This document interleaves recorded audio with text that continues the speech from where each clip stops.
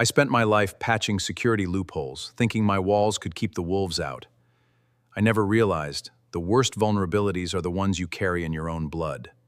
The kidnapper just texted. If you don't sign over the house in 10 minutes, they're sending Mum's finger back. Tristan bellows, shoving the phone right into my face, while Lenore drops to her knees with fake, sob-choked tears, violently knocking my tea mug off the table. I stare at that text demanding $450,000, my chest tightening with pure agony, knowing my wife, my Adeline, is locked away in some freezing, God-forsaken cabin. The two kids I worked my fingers to the bone for, pulling 72-hour weeks as a network security architect just to give them a life, are now forcing me to drain my entire 401k to pay off a ransom. My own tolerance has turned into a noose around my wife's neck, dragging me into the darkest corner of my life. What the hell do you do when you're staring down the barrel of an anonymous extortionist and you're completely powerless to save the woman you love? Smash that subscribe button right now and drop a comment. How would you deal with these backstabbing vultures if you were in my shoes? The rain in Bainbridge Island never really falls. It just hovers, a freezing grey mist that wraps around the hemlocks and seeps into your joints. I stood in the kitchen of our timber frame home, watching the copper kettle on the stove. 2 cups were set on the counter. Adeline's cup had a small chip on the rim, a tiny flaw from our honeymoon in Orcas Island 30 years ago. She loved that cup because of its flaw, not despite it. Today was our anniversary, and she was supposed to be back from Portland by 5. It was now 7:15. Because Adeline was never late without calling, my chest began to tighten. I reached for my phone, but before I could dial her, the screen lit up with an unknown encrypted VoIP number. I swiped to answer. Adeline? Thaddeus Cole. The voice on the other end was a harsh, synthetic rasp, a digital text-to-speech filter that scraped against my eardrums. If you ever want to see your wife breathe again, you will listen, and you will not speak. My hand gripped the edge of the kitchen counter so hard my knuckles turned white.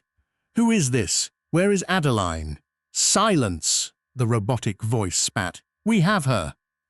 If you dial a single 3-digit number, if you mention her name to a soul, she dies. We want $450,000 in untraceable crypto. You have 48 hours to secure the funds. We will call you tomorrow with transfer details. Do not test us, Thaddeus. The line clicked. Dead. The silence of the house rushed back, heavier than before. Because I had spent 30 years designing decentralized defense networks for military contractors, my instinct wasn't to panic. My instinct was to analyze. But because this was Adeline, my wife, my anchor, my breathing turned shallow. The scar on my shoulder from the antenna collapse in '98 throbbed. I couldn't move. Suddenly my phone vibrated again. It was Tristan. I picked up, my voice tight. Tristan! Dad! Oh my God, Dad, thank God you picked up. Tristan was breathing heavily, his voice frantic, cracking with terror. Are you okay? Have you heard from Mom? No, not yet. Why? Tristan, calm down. What's going on, Dad? I just got this insane text message on my work phone. Tristan stammered, his panic pouring through the receiver. Some scrambled number sent me a photo of Mom. She was sitting in a dark room. She looked terrified, Dad. The text said they have her, and if we call the cops, they'll kill her. Tell me she's home with you. Please tell me she's there. She's not here, Tristan, I said, my voice dropping as I stared at Adeline's chipped cup. What did the text say exactly? They want money, Dad, a ridiculous amount of money. Like 450 grand. Where the hell are we supposed to get that kind of cash? They said we have 48 hours. Who is they, Tristan? I don't know. The text was scrambled. It's some encrypted messaging app. Dad, listen to me. You can't call the police. You can't call the sheriff. If you do, they'll know. These guys are professional, they said. They're watching the island house. They're watching the house. I looked out the kitchen window into the black, dripping woods. Yes, that's what the message said. Dad, please, Don't do anything stupid. Let me drive up from Portland. I can be there in 3 hours. Just stay put and don't call anyone, okay? Lenore is already on her way to my place. We'll figure this out together. All right, Tristan, I said slowly. Get here as fast as you can. I'm leaving now, Dad. Don't touch the phone. Just wait for me. He hung up. Because Tristan was always the impulsive one, his panic was expected. But because I had built secure servers, I noticed something off. His call had come in on my private line, a number I only gave to family. And because the kidnapper had called my public VoIP line, there was a discrepancy in how they were targeting us. I walked into my study, locking the door. I bypassed the standard consumer router and accessed my legacy backup server, a secure, off-grid Unix partition I had running on a hidden blade in the basement. I kept a background sync active on all legacy family devices, a safety net from the days when the kids were teenagers. I opened the active terminal and ran a simple network sync trace. A line of green text flickered on my screen. Active connection. Legacy iPad Tristan, 192.168.145 DHCP. External IP, 172.56.21.104. My brow furrowed. Tristan's old iPad, the one he supposedly left in his Portland apartment, was currently online. I ran a geolocation packet trace on that external IP. Host cellular node or .no.us coordinates 45.7076, 121.5218, Hood River, Oregon, Hood River. Why was Tristan's old iPad syncing data from a cellular tower in Hood River if he was driving up from Portland? Because my analytical mind was awake, I began to dig deeper. I logged into my home router's raw traffic logs. 2 weeks ago, Tristan stayed at the house, claiming he wanted to help me clean the gutters. He plugged his laptop directly into my switch. I searched the MAC address of his laptop in the historical logs. My chest went cold. Command executed. Sudo iptables. Default 110 JDNate to destination 45.112.88.112 target. USPS mail forwarding registry. Divert mail for Thaddeus Cole to P.O. Box 889, Portland, Ore. Because I was a forensic specialist, I recognized the script. It was a mail diversion command. Someone had redirected my physical mail, my bank statements, my retirement updates, to a post office box in Portland, Tristan City. I opened my security camera software. We had 4 external cameras and 1 internal camera in the garage that Adeline insisted we keep off. But because I was paranoid about system stability, the garage camera recorded 48 hours of footage to a local buffer and then auto-deleted, completely independent of the cloud. I ran a recovery script on the garage buffer for the past 24 hours. The progress bar crawled. 10%, 30%, 90%.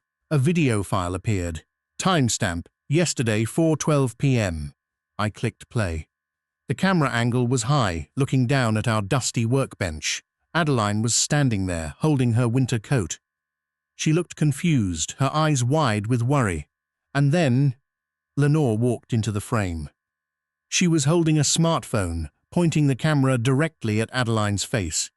Behind them, leaning against the garage wall, was Tristan. He was holding a stopwatch, his face completely devoid of emotion. "Okay, Mom." Lenore's voice came through the speakers, sharp and commanding. "From the top.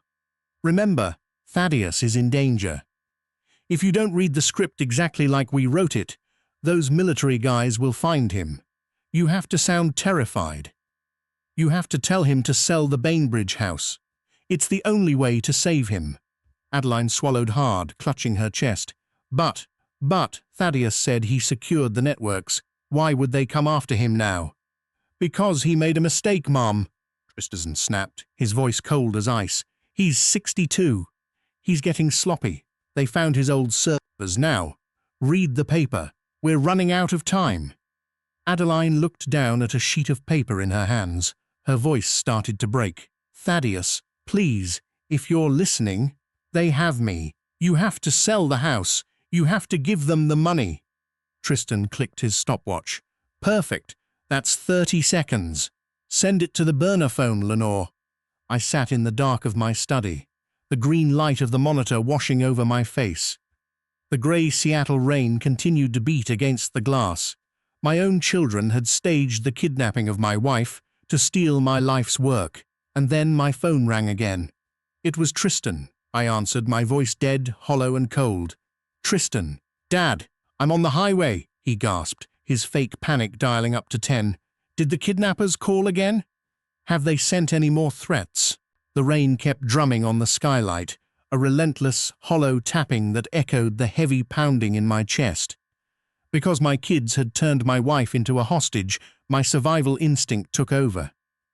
I sat at my terminal in the dark, my right shoulder burning where the steel tower had crushed my bone years ago. I couldn't physically fight them, so I had to outthink them. I routed a secure VoIP line through an encrypted bridge in Vancouver, calling Lydia Vance, my attorney, and Silas Thorne, my trusted asset tracker. Lydia, I said, my voice steady but dead. They've taken Adeline. What? Lydia's voice was instantly sharp, the tone of a seasoned criminal attorney. Thaddeus, did you call the sheriff? No, I replied, because if I call the police, they'll run. My kids are the ones who took her. I'm sure of it. Silence hung over the encrypted line, heavy and cold. Jesus, Thaddeus, Silas breathed. Are you sure? That's insane. I recovered the garage camera buffer, I said. I watched Lenore direct Adeline through a script. Tristan was timing it with a stopwatch. They're extorting me for $450,000. Because they're desperate, Silas said, the clacking of his keyboard echoing over the speaker. I just pulled Tristan's Portland real estate filings and personal ledgers. The guy is completely underwater.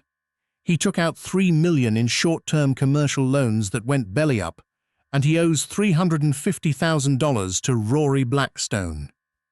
Blackstone? Lydia gasped. The Multnomah County loan shark? He's a psychopath, Thaddeus. If Tristan doesn't pay, Blackstone will put him in a ditch. And what about Lenore? I asked. Worse, Silas said. The Seattle DA is preparing an indictment against her jewelry business for selling counterfeit emeralds. She needs exactly $100,000 to settle out of court before the grand jury convenes next week. $350,000 for Tristan, I murmured, and $100,000 for Lenore. That makes exactly $450,000. The exact ransom amount, Lydia said. Because they're drowning, they decided to throw you to the sharks. But Thaddeus, you cannot confront them. Not yet. You have to wait. Why? I asked, my grip tightening on the desk. They have my wife, Lydia. How can I sit here and do nothing? Because if you show your hand, Lydia warned, they'll panic. If they realize you're tracking them, they'll move Adeline from Hood River to some black hole rental where Silas can't trace her IP. You have to play the part. You have to be the broken, terrified father who will do anything to save his wife. She's right, Thaddeus, Silas added. Keep them confident. Let them believe you're a gullible old man who can't even open a PDF. In the meantime, I'm setting up local surveillance on the Hood River cabin. All right, I said, my voice hardening. I'll play their game. 10 minutes later, the kitchen phone rang. It was Lenore. Dad? She sobbed, her voice trembling so violently it sounded real. Oh my God, Dad, they sent me something terrible. Lenore? I gasped, intentionally letting my voice sound weak, slurring my words slightly. What did they send you? Tell me. It was in my mailbox in Seattle, Dad. A little plastic baggie with a severed fingernail inside. It had pink glitter polish on it, Dad. They said if we don't transfer the $450,000 by tomorrow, they'll start sending more of her. My heart stopped, but not from fear, from disgust. Adeline was a master gardener. She spent her days in the soil, planting winter heather and pruning rhododendrons. She despised fake nails, and she had never worn nail polish a single day in her 40 years of marriage. A fingernail? I whimpered, rubbing my face. Oh God, Lenore, this is horrible. Is she alive? Please tell me she's okay. Yes, they said she's alive, but they're losing patience, Dad. We have to sign the power of attorney and give Tristan the authority to liquidate the Bainbridge house. It's the only way to get the cash fast enough. But the bank, I stammered, pretending to panic. I don't know my passwords, Lenore. The retirement, the 401k is locked. My head is so foggy. Dad, listen to me, she snapped, her grief momentarily slipping into sharp annoyance. Tristan has the paperwork. He's driving up now. All you have to do is sign the power of attorney. He'll handle the bank and the deed. Just, please, Dad, don't kill Mom because you're being stubborn. I want to save her, Lenore. I'll sign whatever you want. Just don't let them hurt her. Good, she breathed, her tone instantly softening back into a sob. Tristan will be there soon. Just stay by the door, okay? I love you. She hung up. Because she was so arrogant, she didn't realize she had just handed me the final confirmation of her guilt. She thought her dramatics had broken me. Suddenly, my terminal chimed. An encrypted image file from Silas appeared. Thaddeus, look at your screen, Silas said over the secure link. My Portland guy just took this outside a steakhouse in Pearl District. The photo showed Tristan sitting in the back of a black Mercedes. Sitting across from him was Rory Blackstone, a brutal-looking man with a scarred neck. Tristan was handing him a document. I zoomed in on the document. It was a copy of the deed to my Bainbridge Island estate. At the bottom of the page was my signature, bold and clear. But because I was a systems security architect, I had a built-in security measure. Whenever I signed legal documents, I always left a microscopic off-center dot inside the loop of the letter C in my last name, a custom cryptographic watermark I registered with my trust bank. The signature on Tristan's deed was perfectly clean. It's a forgery, I whispered. Because he's desperate, Silas said. He's trying to pre-sell your house to Blackstone to clear his debt before you even sign the power of attorney. If Blackstone realizes that deed is fake, he'll kill Tristan. And if Tristan realizes I know it's a forgery, I said, he'll run, and Adeline will be lost in the system. He's pulling into your driveway now, Thaddeus, Silas warned. Play the part. I closed the laptop, walked to the kitchen and stood by the door. Outside, headlights swept across the trees and the gravel crunched under the tires of Tristan's SUV. I took a deep breath, letting my shoulders slump, letting my hands shake, and unlocked the door. Dad, Tristan shouted as he burst through the door, rain dripping from his jacket. Thank God you're okay. Did they call again? Did those monsters contact you? They called. Tristan, I mumbled, leaning heavily against the counter. Lenore said they sent a fingernail. I know, she called me too, Tristan said, pacing the floor, his eyes wild with a manic energy. They're not playing games, Dad. We have to do this now. I have the papers. The notary is ready. We just need your signature on the power of attorney. But the house, Tristan, your mother loved this house, I whispered. Is there no other way? No. There is no other way, Dad, he yelled, grabbing my trembling shoulders. Do you want a house, or do you want Mom back? We have 10 minutes before they call again. Sign the papers. He slammed the document onto the table. I looked at the line where my name belonged.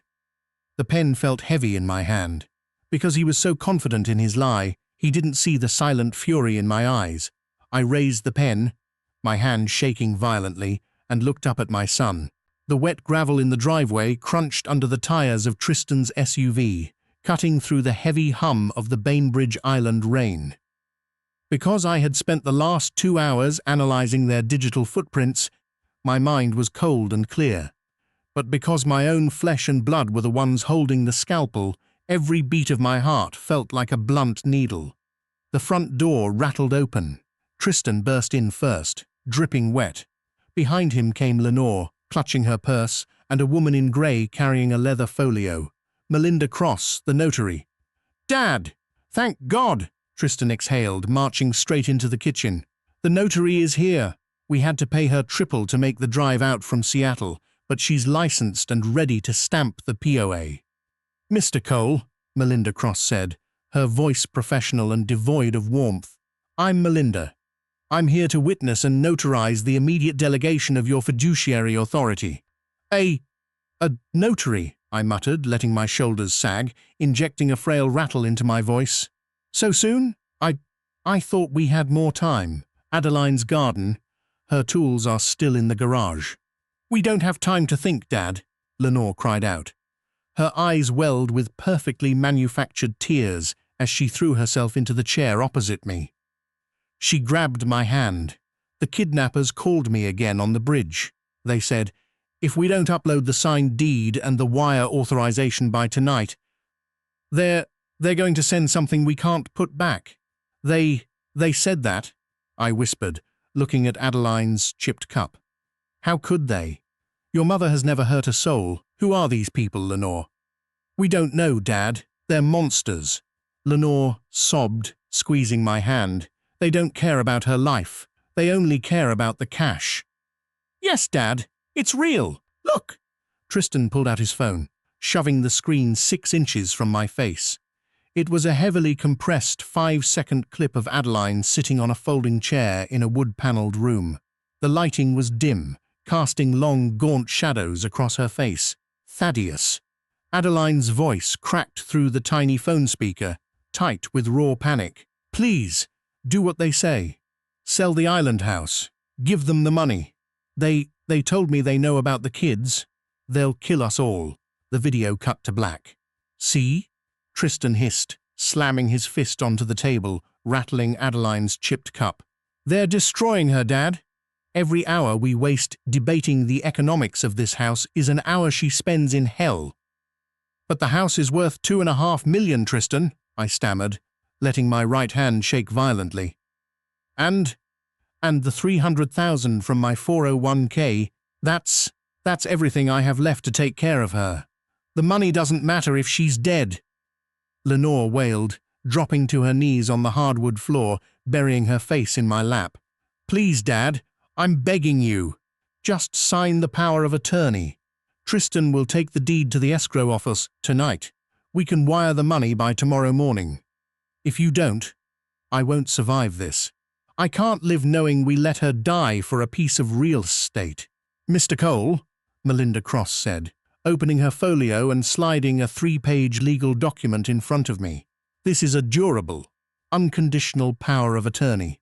Once executed and notarized, it grants your son, Tristan Cole, full legal and financial custody over your entire estate, including all real property deeds and liquid investments. We just need your signature on page 3. I can't think, I murmured, rubbing my temples.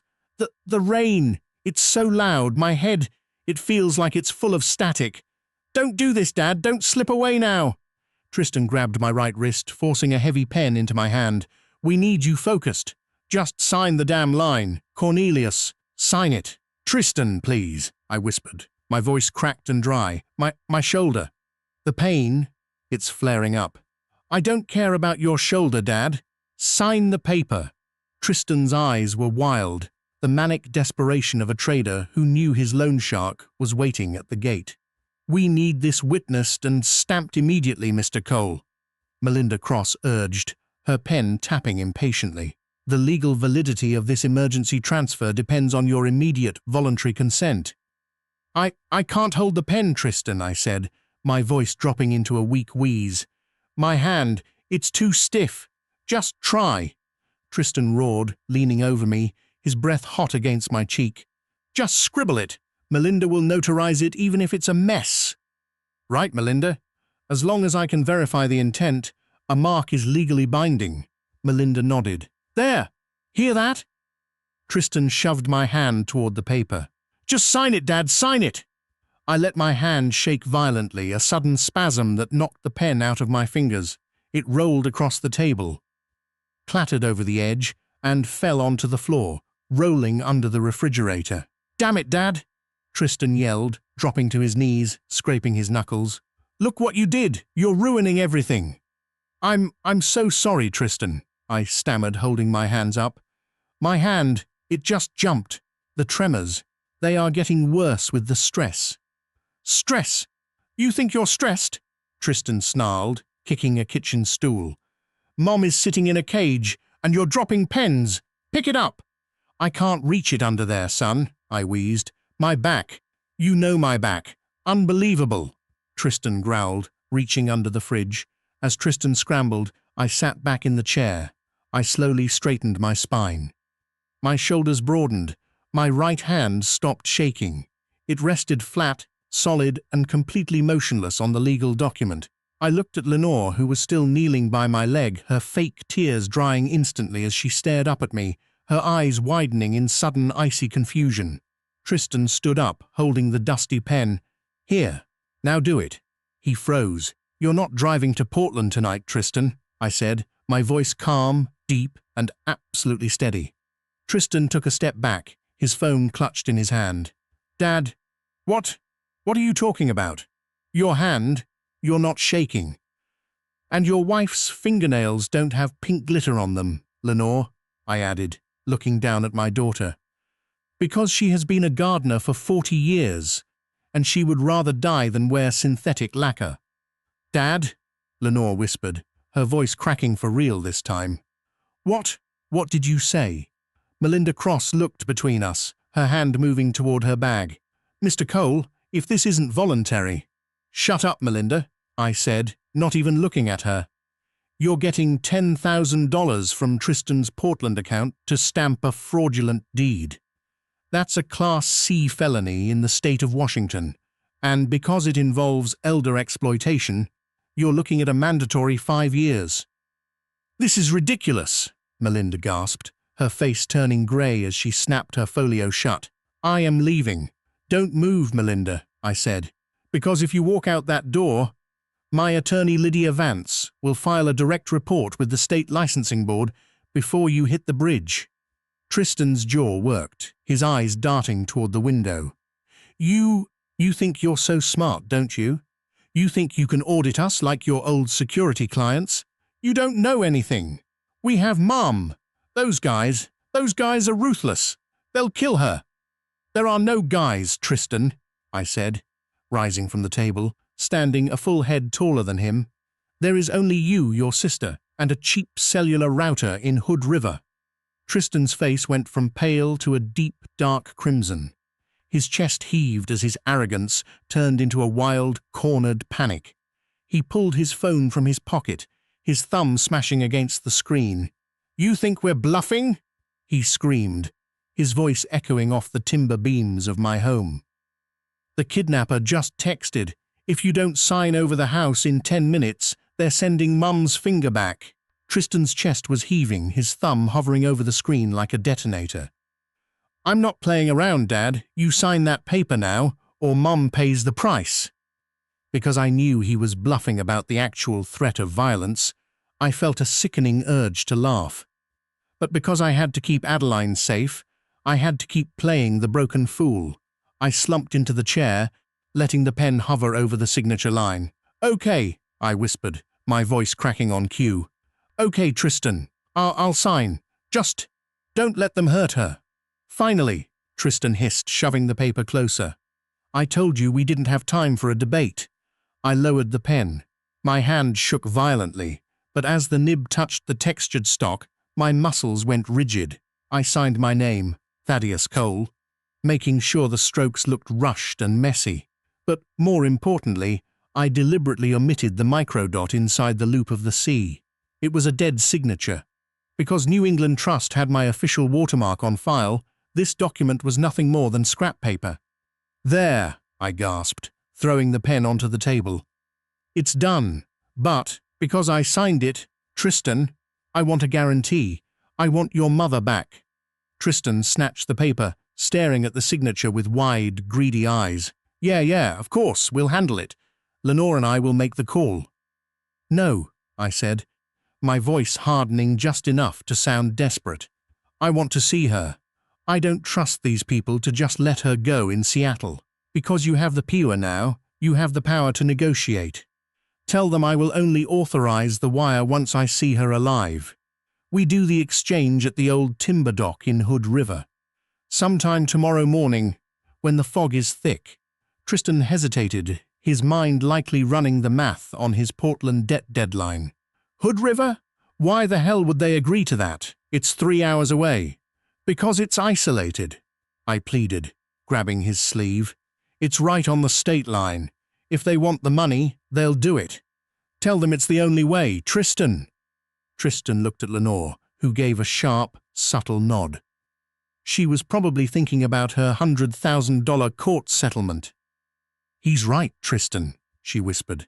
Tell them it's the only way he'll cooperate with the bank transfer. Fine, Tristan snapped, pocketing the document. I'll tell them. But if you try anything, Dad, if you even think about calling a cop, it's over. Melinda, stamp the damn thing. Melinda Cross quickly pressed her notary seal onto the paper, her hand trembling slightly. Because she knew she was riding a razor's edge, she wanted out of my house immediately. It is notarized, she muttered. I'm leaving. Within 2 minutes, the three of them rushed out into the pouring rain, the Escalade's taillights disappearing into the hemlocks. The moment the gravel went quiet, my shoulders squared. I picked up my secure phone, dialing the direct line I had locked in my memory. Marcus, they just left. The POA is signed with a dead mark. They fell for the Hood River exchange. Copy that. Thaddeus.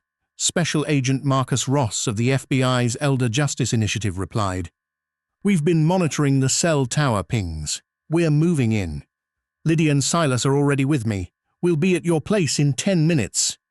Exactly 9 minutes later, 2 unmarked black SUVs pulled into my driveway, their headlights cut. Marcus Ross, a tall, imposing man with tired eyes, walked in first, followed by my attorney Lydia Vance and Silas Thorne, who was carrying a heavy tactical case. Are you holding up, Thaddeus? Lydia asked, rushing over to squeeze my arm. I'm fine, Lydia, I said, my voice flat. But because my children chose to put my wife in a cage for a check, I am done mourning their loyalty. What's the status on Adeline, Silas? Silas set his case on the kitchen island, popping the latches to reveal a dual-screen monitoring terminal. My guy on the ground in Hood River just confirmed it. The cabin is owned by a shell company registered to one of Tristan's Portland associates. Adeline is inside. She's sitting by the fireplace, drinking tea. Lenora's Mercedes is parked in the brush nearby. She's drinking tea? I asked, a bitter taste in my mouth. In the middle of her own kidnapping? Because she thinks she's saving your life, Thaddeus, Silas said softly. Lenore has her completely brainwashed. Adeline thinks some rogue government contractor is hunting you down because of your old security clearance. She went to that cabin willingly to keep you off the grid.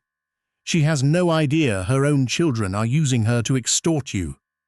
The sheer arrogance of it, Marcus Ross muttered, leaning over the counter. But because they crossed state lines from Washington to Oregon to execute this, Thaddeus, they just stepped right into federal jurisdiction. This isn't a state misdemeanor anymore. It's a major federal felony. We have them on interstate extortion, wire fraud, and conspiracy. And we have the financial trigger ready, Lydia added, opening her leather briefcase and pulling out a set of fresh, blue-backed documents. Lydia Vance, as your personal trustee, I've prepared the immediate activation papers for the Spendthrift Irrevocable Trust, because they used fraudulent means and forged your signature on the deed. Tristan gave to Blackstone. We have the legal right to execute Section 47C immediately. I took the pen from Lydia. My hand was as steady as steel. Because they wanted my $7.5 million so badly, I whispered. I am going to make sure they watch it burn. I signed the activation papers. The strokes were perfect, complete with the microscopic cryptographic loop dot. It's done, Lydia said, her face solemn. As of this second, the Bainbridge Island estate and your entire $5 million retirement. Your retirement portfolio are locked inside the irrevocable trust. Tristan and Lenore are officially stripped of all beneficiary rights. Legally, they are treated as if they died before you. If they want a single cent, they'll have to beg the Massachusetts Veteran Support Fund. They won't have time to beg, Special Agent Ross said, pulling a small silver-rimmed button from his pocket. It looked like a standard cufflink, but the underside had a microscopic microphone port and a lithium polymer battery. Because Tristan is so desperate to hand that money over to Rory Blackstone, he's going to bring Blackstone's guys to that dock tomorrow to make sure the wire clears. We're going to let him. And what about the danger to Adeline? I asked, staring Ross in the eyes. If Blackstone realizes the POA is fake, he won't just walk away. We'll have a tactical team disguised as dock workers and fishermen surrounding the harbour, Ross assured me. The moment Adeline is in your arms, we move in. But because we need an airtight confession on the federal wire, Thaddeus, you have to get Tristan to admit on tape that he knew the kidnapping was a fake. You have to push him.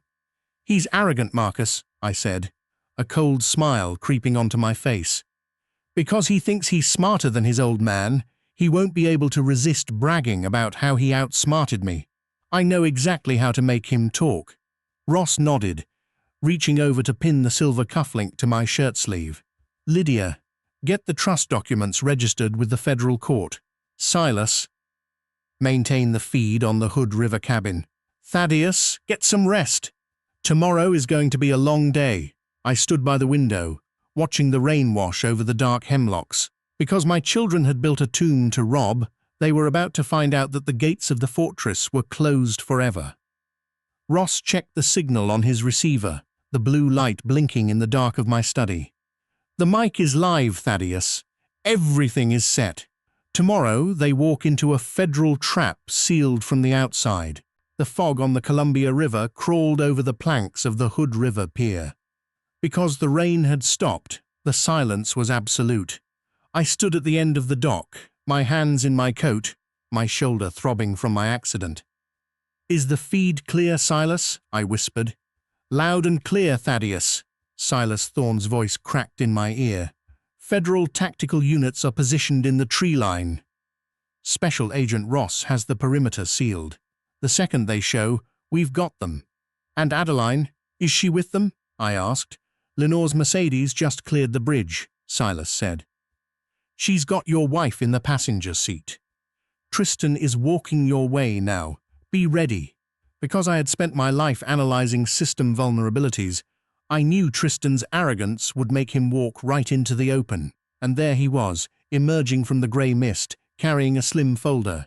Dad, Tristan called out. You brought the signed documents? The escrow company in Seattle is waiting on my call. Tell me you signed it. I have the paperwork, Tristan, I said, holding up the envelope. But I need to see your mother first. Where is she? She's coming, okay? Tristan snapped, throwing his hands up. Lenore's bringing her down the ramp. But I need to verify that signature first, Dad. No signature, no exchange. The kidnappers are watching us right now. Don't play games. There are no kidnappers, Tristan, I said softly. Tristan's eyes narrowed. What the hell is that supposed to mean? Dad, you're slipping again. This is exactly what the doctors were talking about. You're hallucinating. You need to focus. No, I replied, because you forgot that my legacy servers sync background metadata. Because you used your old iPad in Hood River, I tracked your IP to a cabin 3 miles from here. And because you forged my signature on the Bainbridge deed, I knew this was never about a ransom. Tristan took a step back, his face hardening as his cover was blown. But instead of running, his mouth twisted into a vicious, mocking sneer. So you figured it out, he whispered, leaning in close. You always had to be the smartest guy in the room, didn't you, Thaddeus? But guess what? It doesn't change a damn thing. You still have to sign those papers. I don't have to do anything, Tristan. Yes, you do, he hissed, grabbing my arm. Because if you don't, I'm going to tell Mum everything. I'm going to tell her that you're a paranoid, control freak old man who refused to pay a dime to save her life.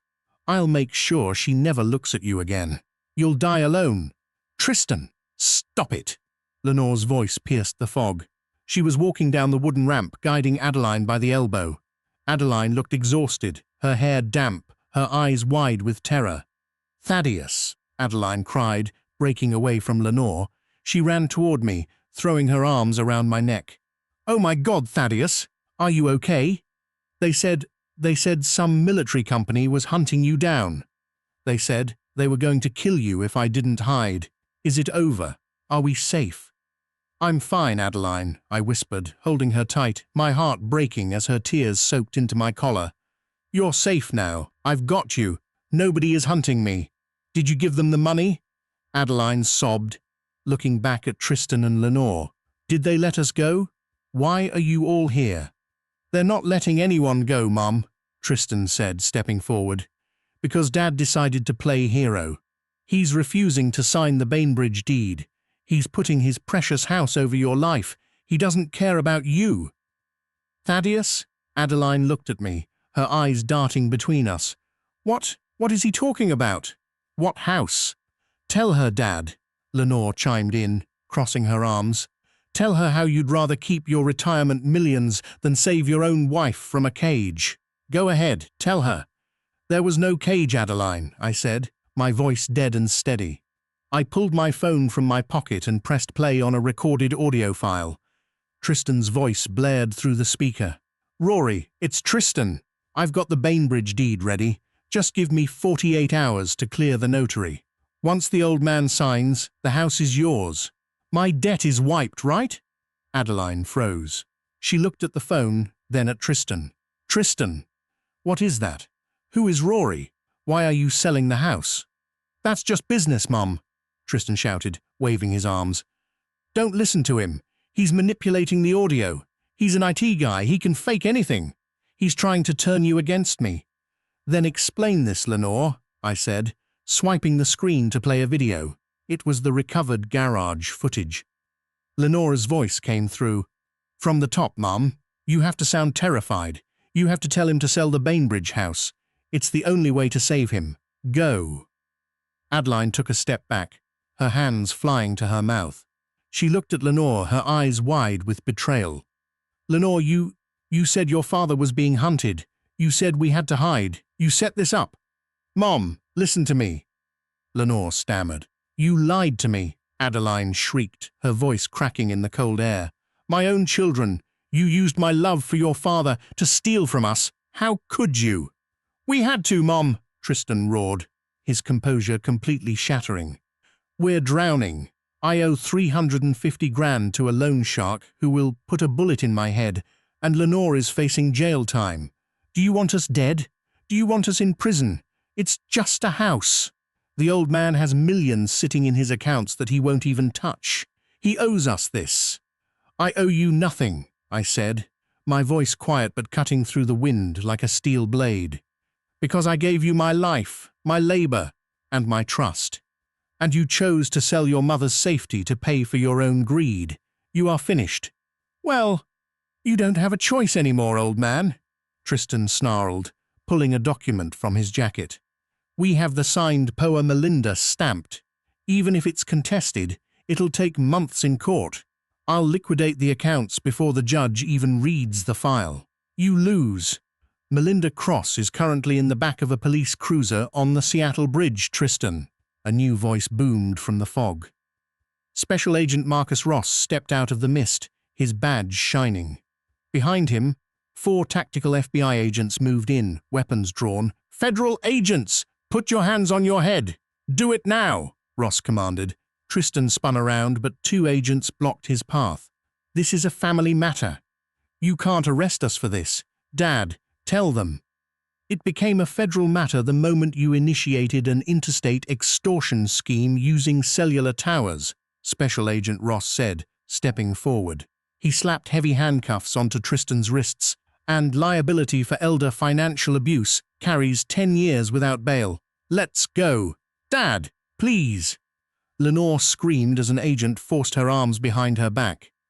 Tell them it was a mistake. Dad, I'm your daughter. Don't do this. I didn't answer.